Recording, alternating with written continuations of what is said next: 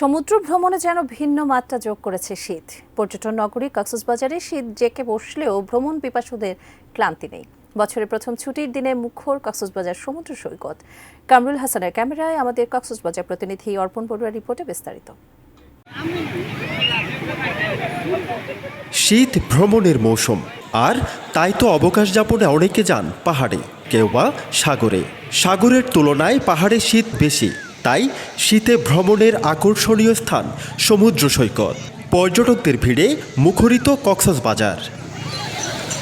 স্কুলে এখনও তেমনভাবে শুরু হয়নি ক্লাস, তাই মা বাবা আত্মীয় স্বজনদের সঙ্গে শিশুরা চলে এসেছে সমুদ্র দর্শনে। কক্সবাজারেও শীত জাঁকিয়ে বসেছে, তবু সৈকতে বালি নিয়ে খেলাধুলায় মগ্ন বাচ্চারা।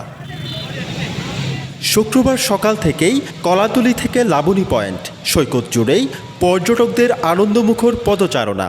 দুপুর পর্যন্ত দেখা মেলেনি সূর্যের। শীত শীত এমন পরিবেশ ভ্রমণ পিপাসুদের মাঝে তৈরি করেছে রোমাঞ্চকর অনুভূতি।